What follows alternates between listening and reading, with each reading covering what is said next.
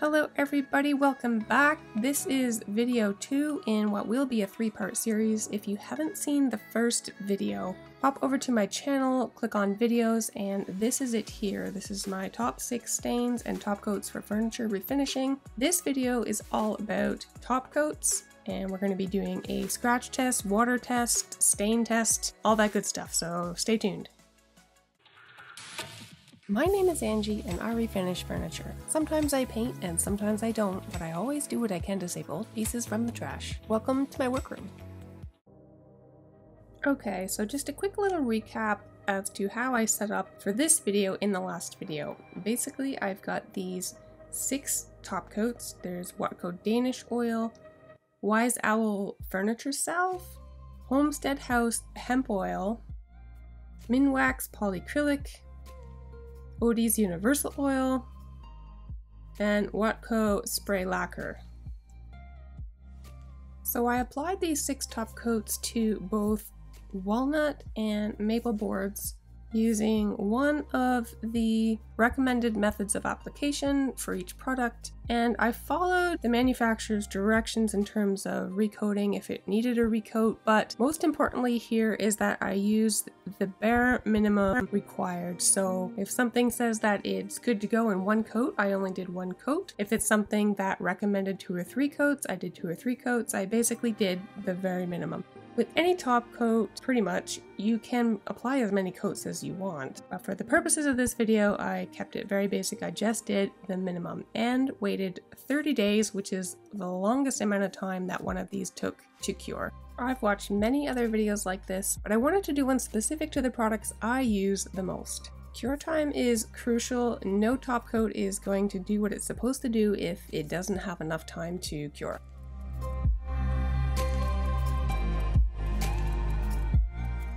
So having a good look at our finishes, the main reason I'm showing you this part before I do any of the testing is to show you the difference in both color and sheen that some of these top coats can create. So in the walnut, you can see quite clearly that the lacquer and the polycrylic have the most sheen of these 6 top coats. The Odys Oil has sort of the darkest, richest color. I can't convey feel through the computer screen, obviously, but hopefully this helps identify what they feel like.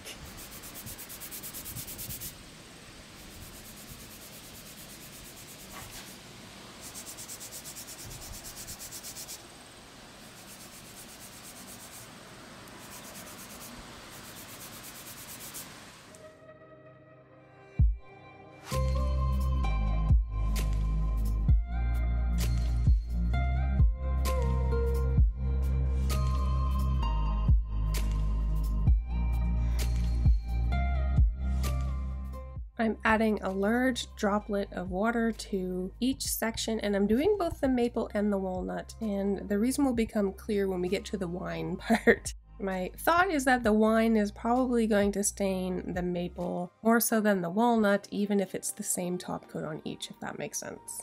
Now you probably noticed that I had snuck a painted board in there. For this particular video, we're only dealing with the top section, which is Fusion mineral paint without a top coat. Fusion has a built-in top coat, and I wanted to put that to the test against some of these other ones.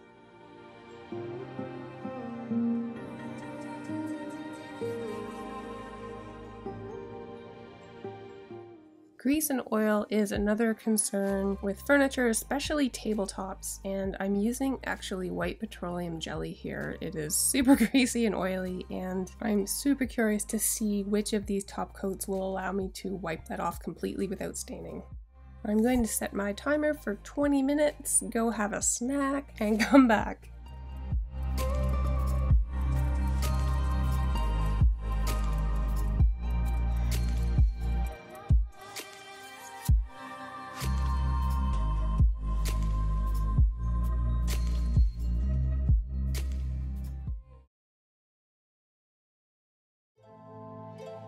So this is how I'm doing this next section. I'm going to remove all of these things, do the scratch test, and then wash everything with soapy water and rinse and dry. And then we're going to have a look at what happens. The reason I'm showing this part is because on a few of them, it looked like things were going to stain, but by the time I got around to doing the soap and water, some of the stains had dissipated. So I thought it was important to show this part as well. Also, it absolutely needs to be said that no top coat is perfect. There's no top coat that is going to resist scratches to a certain point. It doesn't matter if you've got hard epoxy on there. If you scratch hard enough, you're going to scratch it. And it's the same with moisture. I always recommend using coasters and placemats. Always, always, always. It doesn't matter what the top coat is. You're going to protect your furniture and get many more years out of it if you just protect it to begin with things like coasters and placemats. So here's what these top coats look like immediately after removing it. The Danish Oil, there's a slight wine stain. The Wise Owl has water and wine and a little bit of the grease.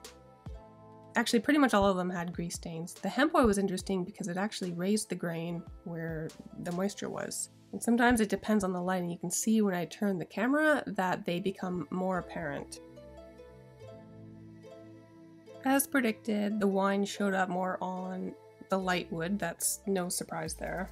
The polycrylic, Odys Oil, and lacquer seem to hold up the best in terms of water and wine stains, even on the maple. There was still a little bit of the grease, but I'm hoping that the soapy water will take that off on most of these. Don't panic if you find this is going a little bit fast. I'm going to slow things down shortly, and I actually have a cheat sheet that I'm going to add a link for so that you can download it. And it's going to list all of these products, how they performed in each test, pros and cons of each. It's going to be a great little information sheet. And you can see there is a bit of a wine stain on the Fusion by itself and a slight watermark that may go away as it dries. We're going to find out. But here's a slightly slower overview of how things look right now.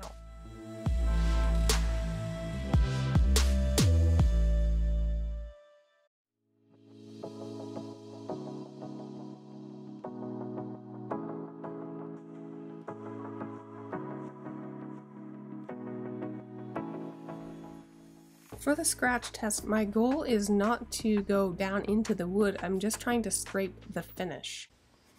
So I'm just using a Phillips screwdriver here. I'm going to try to use the same pressure for each one, and I'm just going hard enough that it disrupts the top layer of finish. Like I mentioned earlier, there is no top coat that is going to prevent all scrapes and scratches. And there's a difference between a scratch, like a surface scratch, which is what these are, and a gouge that goes down into the wood.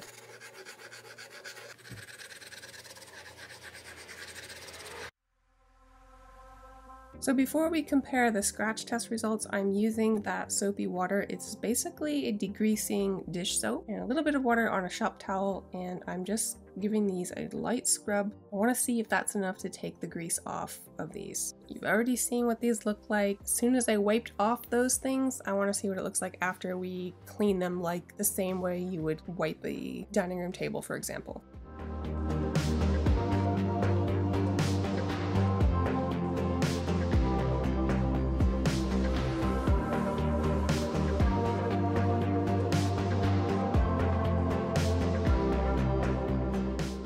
So it looks like the grease has come off most of them. I'm going to do a quick run through here, and then I'm going to look at it from the other side in different lighting and see if that's any different. The hemp oil still has the water and wine marks. The Odys and lacquer look good. The polycrylic looks good, except you can still see a little bit of a watermark. And the Danish oil, you can still really see the grease, but the water and wine mark seems to be gone. On the Wise Owl and hemp oil, you can still see the water, grease, and wine mark, which is actually a little bit disappointing. Over on the raw Fusion, you can still see the wine mark. The grease spot looks like it's pretty much gone for the most part, which is awesome. So looking for scratches now. I chose to do this on the walnut because I was worried they wouldn't show up very well on the maple. I don't really see many, maybe the slightest mark on the hemp oil. Same with the furniture salve. I do see a little bit more, I know it's really hard to tell in the video, on the Danish oil. The lacquer, you can still see it fairly well. Kind of right there. The Odys, you can still see it as well. And the polycrylic, let's see if I can get the right lighting here. There is still a little bit showing. And definitely on the paint. But what happens if you recoat these scratched pieces? How easy is it going to be to repair these small scratches? So applying some more hemp oil. Applying some more Odys Oil furniture salve. Adding some more Danish oil. Another coat of polycrylic. Another layer of Odys Oil.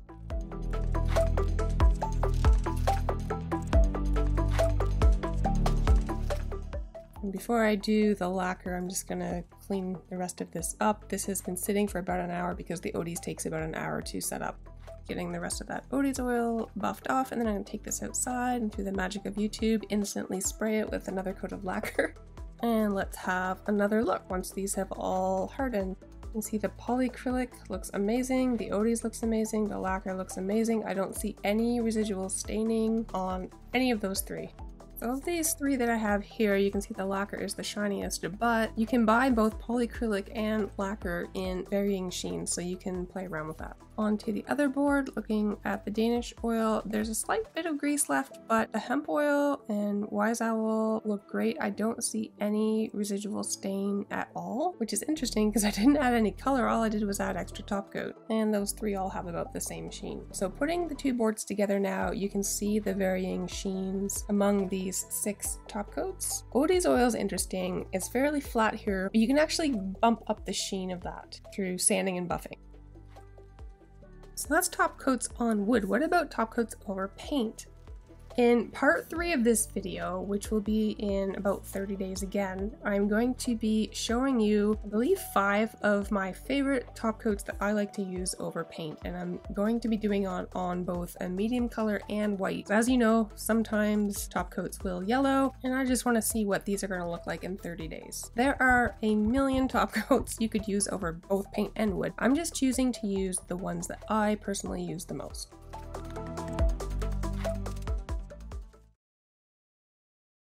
So I made a chart, and don't worry, you can download these charts from the link in the description box below, so don't worry about trying to write all this down. I used a rating of 1 to 3, 1 being excellent, 3 being not a strength. So for Danish oil, after cleaning but before recoating, there was still a little bit of water, still a little bit of wine stain, definitely a lot of grease, and you could still see some of the scratches. It's an oil-based finish, obviously. It is toxic.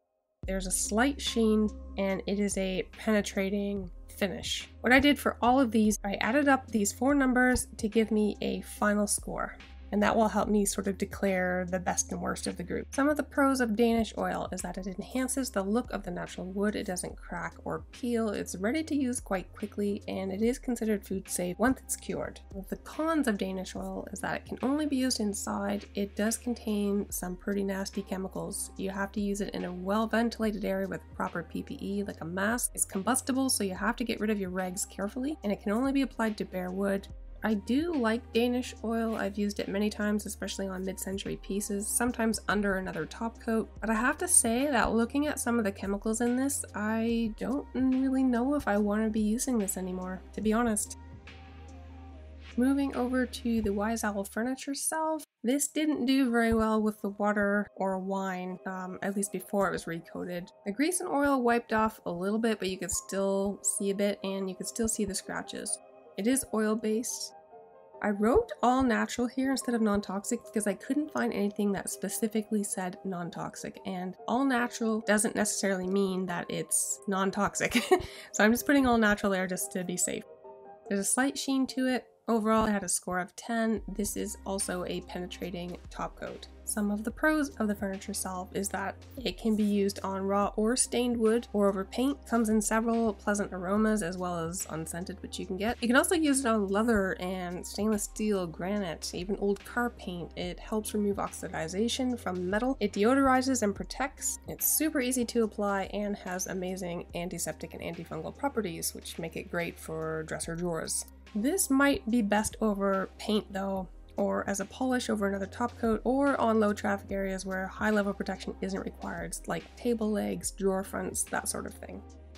This is the Homestead House Hemp Oil. This one didn't do as well as I was hoping it would. But a quick word about these penetrating finishes. They're often the easiest to fix, to be honest. So don't be completely deterred by some of these lower numbers. Yes, it had some issues showing the scratches and with staining, but it is way easier to touch up than something like a lacquer or polycrylic. So that's something to keep in mind. These numbers and scores aren't black and white. Some of the pros of the hemp oil is that it's food safe and completely non-toxic. It's really easy to apply. It can be used on paint, raw wood, stained wood. It's great for cutting boards and is really easy to do touch-ups. As for the downside, you can only buy it in specialty stores or online. It will need maintenance over the years, and like the furniture salve, it might be better over paint or on lower traffic areas. I'm definitely still going to use it on paint. I love it over paint. Minwax Polycrylic did pretty well, actually. It was in the top 3. It was great at repelling water and wine and grease and oil. It didn't do quite as well on the scratch test, but that's pretty typical for a surface finish. It is toxic, and the sheen depends on what you buy. There's, I think, 3 or 4 different sheens you can buy.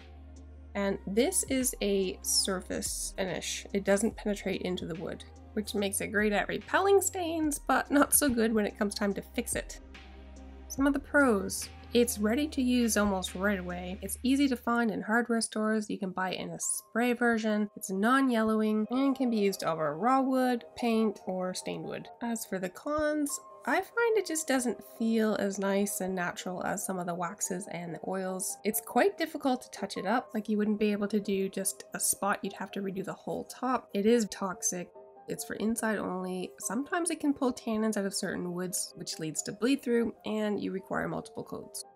You guys know I am a fan of Odys Oil, but I had to be completely unbiased here, and I was actually super happy to see how well it performed, especially with the repelling. The scratching was a different story. It still showed a lot of the scratches. However, this particular top coat is extremely easy to do spot touch-ups as needed. It is non-toxic, and you can control the sheen based on how fine you sand the wood. So the finer you sand the wood before you use it, the higher the sheen, and same with buffing. The more you buff it, the higher the sheen. This top coat scored a 6, which is tied for second place only behind Lacquer. But again, there's a catch to that, so hang on. Here are some of the pros. It smells great, it's food safe, there's no VOCs, you can use it inside or outside. It creates incredible depth in the wood and brings out the natural beauty of the wood. It's a great water and stain repellent once it's cured. It's super easy to touch up scratches, and you can use it with other Odys products like the wax or penetrating oil. And it has natural UV inhibitors. It's also effective with one coat, but you can apply more if desired. As for the cons of using the Odys oil, it is pricey, but a little goes a very long way. The coverage is so much better with the Odys than with many other top coats. It's only available in specialty stores or online, and it does take 30 days to cure, and this is important. It also may require occasional maintenance over the years, simple as adding an extra coat. So the Watco Spray Lacquer actually performed the best of all of the top coats, but like I said, it's not black and white. Just because it performed well here doesn't mean it's necessarily the best top coat for your project. It is very toxic, and that is something you need to think about. There's a lot of off-gassing with this stuff, and you have to be in a really well-ventilated area to use it and use proper PPE. You can buy this in different sheens, everything from satin all the way up to gloss. Some pros of lacquer is that it comes in a spray or brush form. It fills the pores of the wood. It dries super quick. You can buy different sheens, and it's great for applying to difficult to reach areas when using the spray can. It's also a pretty low maintenance finish. As for the cons, as mentioned, it is toxic, it is combustible, it's difficult to remove scratches and dents without having to redo the whole thing. It requires multiple coats, so that can get expensive when you're using the cans. It can be hard to apply for beginners, and you need to, like I said, be very well ventilated. As far as the Fusion alone, it did okay. It didn't do great. Obviously, this would be better with a top coat, at least in high traffic areas. If it's like a table leg or something like that, I wouldn't worry about putting an extra top coat. But the good thing about Fusion on its own is that it can be really easily reapplied if there's damage to the paint without having to worry about fixing a top coat as well. But yeah, it wasn't great at resisting certain stains. Check the description box below for the download for this if you want to keep it and print it off. I guess final words, every single finish that I used here has its redeeming qualities and may be more appropriate for one piece than another piece. All of these top coats are capable of producing an absolutely beautiful finish. That said, after going through this whole process and looking up a lot of these products and like the safety data sheets that go with them, I feel like it's in my best interest to try to cut back on some of the chemicals that I'm using. Obviously, my stripper that I use is quite caustic and there's not much I can do about that. It's the one thing that seems to work the best for me. But as far as finishes go, there are alternatives to some of these crazy toxic top coats, and it was a bit eye-opening for me. Like, obviously I know that Danish Oil and lacquer, and I know these things are toxic, but until you really look into it and read what they contain, it doesn't really sink in, I think. And it definitely sunk in for me, so I'm definitely going to be using more of the natural oils like the Odys oil. And I'm not sponsored by Odys. I've had a few people ask me that. I just really like the product. I love how safe it is, and I can't tell you guys what to do as far as top coats go, but just promise me you'll at least consider looking into some more natural alternatives. Thank you so much for sitting through this. I know it was long. I will catch you in about a month for part 3.